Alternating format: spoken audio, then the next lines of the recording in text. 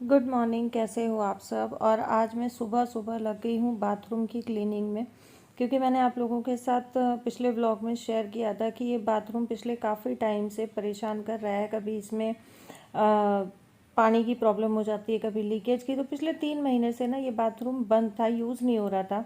तो यूज़ ना होने के कारण इसमें कूड़ा भी बहुत हो गया था, साफ़ सफाई ना होने के कारण गंदा भी बहुत हो गया था। तो मैं उठी थी सुबह 5 बजे और अभी टाइम है 5:30 बजे का। तो बस डेली रूटीन के अपने काम निपटाए और मैं सीधा आ गई बाथरूम में।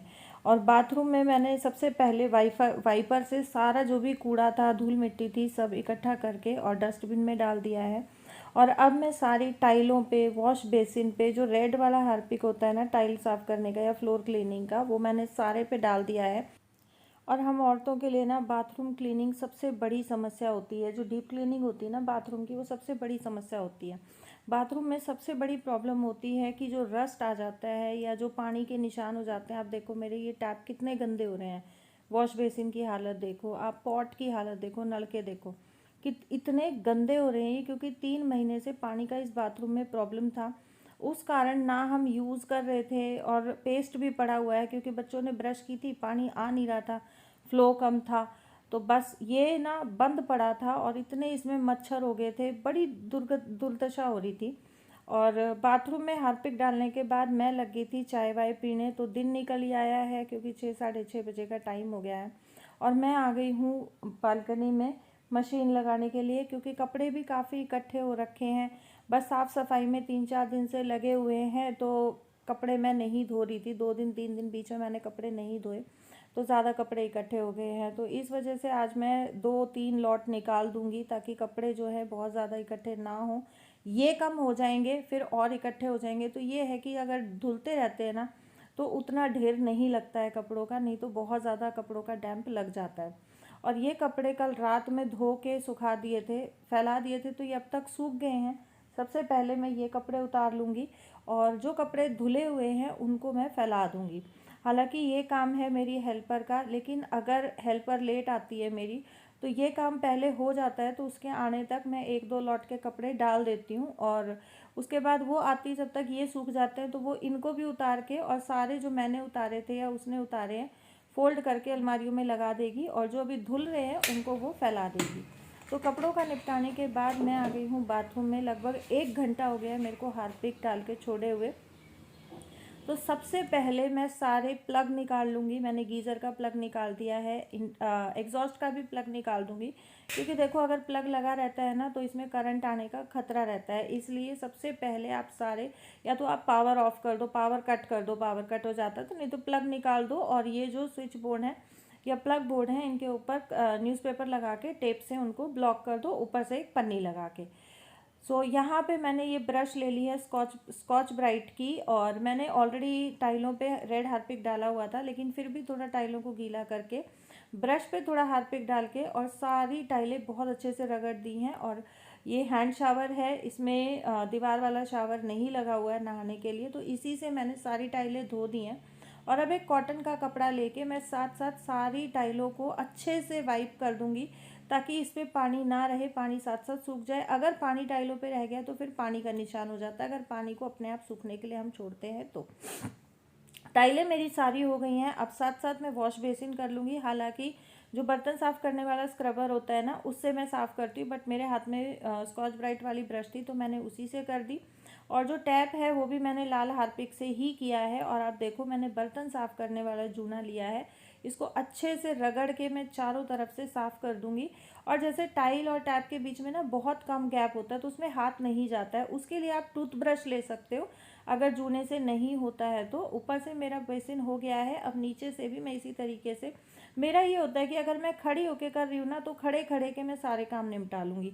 फिर अगर मैं बैठ के कर रही हूँ तो मैं बैठे बैठे के सारे काम निपटा लूँगी। और आप देखो साथ में मैंने स्टूल रखा हुआ है, स्टूल पे मैंने सारी चीज़ें रखी हुई है कि बार बार ना झुकना पड़े ना उठना पड़े। और ये बेसिन के साथ में नीचे मिट्टी जम गई थी, वो भी मैंने अच्छे से ब्रश से रगड़ी है, फ्लोर भी मैंने पूरा ब्रश से रगड़ा है। और फाइनली मेरा जो बाथरूम है वो बिल्कुल चकाचक हो गया है। आप देखो कितने बढ़िया नलके बिल्कुल नए की तरह निकल आए हैं, है ना। लेकिन जान बहुत लगी है, मतलब वो तो मैंने ग्लव्स पहने थे, अगर ग्लव्स नहीं पहनते हैं ना तो हाथ कट जाते हैं, और उसमें से भी ना साइड से जा रहा था हार्पिक अंदर, तो मेरे पूरे हाथ ना कट गए थे ये साफ करते करते ना हार्पिक से। और आप देखो यहाँ कितनी गंदगी थी और ये टैप कितने गंदे थे, सारा मैंने क्लीन कर दिया है बिल्कुल चकाचक। और इस तरीके से अगर हम हार्पिक डाल के छोड़ देते हैं ना तो बहुत इजी क्लीनिंग हो जाती है बाथरूम की। और मैंने इसके अंदर जो हार्पिक बॉल्स आती हैं, टिक्की सी आती है, वो मैंने इसके पॉट का जो पीछे टैंक होता है वाटर टैंक, उसमें डाल दिया है। तो उससे ये रहता है कि आप जितने बार फ्लश करोगे ना तो उतनी गंदगी नहीं जमती है। और जाली भी देखो बहुत गंदी हो रही थी, मैंने सारी साफ़ कर दी। टाइलें, फ्लोर, बेसिन, सब कुछ बिल्कुल नए के जैसा हो गया है। तो बाथरूम साफ़ करने के बाद मैं सीधा नहाने चली गई थी, क्योंकि जब आप बाथरूम की डीप क्लीनिंग करते हो तो ऑब्वियस सी बात है कि छींटे लगते हैं, चाहे जितना मर्जी सिर ढकाओ लेकिन छींटे लगते हैं गंदे पानी के। तो यहाँ मैंने सिर धो के नहा धो लिया है, पूजा वूजा मैंने कर ली। पूजा मैंने पहले ही कर ली थी, मैं क्रीम लगाने से या बाल बूल सुलझाने से पहले नहा के और मैं सीधा जोत करने चली जाती हूँ। उसके बाद ही मैं लोशन, क्रीम या हेयर कोमिंग जो भी होता है वो चीज़ें वो काम मैं बाद में करती हूँ। तो यहाँ सारा काम मेरा ऑलमोस्ट निमट गया है। अब बारी आती है खाना बनाने की, क्योंकि देखो जब तक पेट पूजा नहीं होती जब तक तो कुछ नहीं हो सकता है। तो यहाँ किचन में मैंने साथ साथ रख दी थी मसूर की दाल उबलने के लिए। और जब मैं दाल बनाती हूँ ना, चाहे मिक्स बनाऊँ या मसूर की कोई भी दाल बनाती हूँ, तो मैं इस तरीके से साबुत टमाटर दाल में छोड़ देती हूँ। तो उसमें ये रहता है कि टमाटर अच्छे से उबल जाता है और छिलका टमाटर से बिल्कुल अलग हो जाता है। या आप ये कर सकते हो कि पानी उबाल के और उबलते पानी में टमाटर छोड़ दो, लेकिन उसमें भी ढक के रखना पड़ता है। तो मैं दाल के साथ ही उबाल लेती हूँ और आप ये देखो कितना इजीली छिलका उतर जाता है। मैं सब्जी में भी अगर टमाटर डालती हूँ तो मैं छील के डालती हूँ, दाल में डालती हूँ तो छील के डालती हूँ, तो दाल के साथ मैं साथ ही उबाल लेती हूँ। अब बारी आती है दाल छौंकने की। तो दाल मैं बनाती हूँ घी में, चाहे मिक्स दाल हो, कोई सिंगल दाल हो, मसूर कोई भी दाल हो, दाल में घी का छौंक बहुत ज़बरदस्त लगता है। तो घी मेरा जैसे ही मेल्ट हुआ मैंने इसमें हींग जीरा डाल दिया। हींग जीरा भूनते ही लहसुन अदरक का पेस्ट डाल दिया। अदरक लहसुन के पेस्ट को थोड़ा सा सौटे करके मैंने इसमें बारीक चॉप किया हुआ प्याज डाल दिया।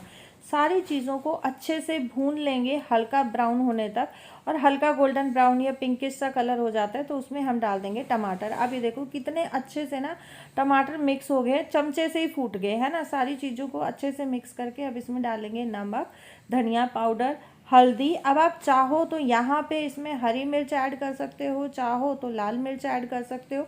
जिस तरीके की आप मिर्च खाते हो उस तरीके की मिर्च आप दाल में डाल सकते हो। ढक के मैंने मसाले को अच्छे से भून लिया है जब तक घी मसाले से अलग नहीं हो गया है। और उसके बाद मैंने इसमें डाल दी है उबाली हुई दाल। अब दाल में जितना आपको पतली या गाढ़ी चाहिए उस हिसाब की आप कंसिस्टेंसी रख सकते हो, और इसको ढक के उबलने तक अच्छे से पका लेंगे। और जब हमारी दाल बहुत अच्छे से उबल जाती है और ऊपर ऊपर ना घी तिरने लग जाता है, तो आप समझो कि दाल आपकी बनके बिल्कुल रेडी है। और दाल बना के आटा गूंद के मैंने रख दिया है। यहाँ बच्चे भी उठ गए थे तो बच्चों को नाश्ते में मैं दूंगी आज पपाया। तो मैं बच्चों के लिए पपीता काट रही हूँ। देखो फ्रूट्स है ना बच्चों के लिए बहुत ज़रूरी होते हैं, बहुत ज़्यादा ज़रूरी होते हैं।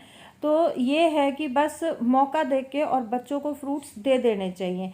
ये नहीं देखना चाहिए कि भाई अभी खाने का टाइम है या नाश्ते का टाइम है। अगर खाने के टाइम पे आप दे रहे हो तो बच्चों को आधा पौना घंटा बाद रोटी दे दो, फ्रूट्स बहुत जल्दी डाइजेस्ट हो जाते हैं। तो यहाँ मैंने इसमें डाल दिया है थोड़ा सा चाट मसाला, और दोनों बच्चों की बोल मैंने लगा दी है। और इसी के साथ मैं लक्की को दूंगी थोड़ी सी स्ट्रॉबेरी, क्योंकि खट्टी होती है तो खुशी नहीं खाती खाना है। खाने के बाद हम लोग चले गए थे थोड़ी शॉपिंग करने के लिए, इसलिए मुझे टाइम नहीं मिला आप लोगों से बात करने का, ब्लॉग को एंड करने का। तो अभी कर लेते हैं इस वीडियो को यहीं पे एंड। मिलूंगी आप लोगों से एक नई वीडियो के साथ। उम्मीद करती हूँ कि आप लोग वीडियो को पसंद करोगे, वीडियो आप लोगों को पसंद आएगी। अगर पसंद आए तो प्लीज़ वीडियो को लाइक कर देना, शेयर कर देना फैमिली और फ्रेंड्स के साथ। और उम्मीद करती हूँ कि आप लोग चैनल भी ज़रूर सब्सक्राइब करोगे ऑल नोटिफिकेशन वाली बेल आइकन के साथ। Thank you so much for watching. Bye bye, take care, stay safe, stay blessed.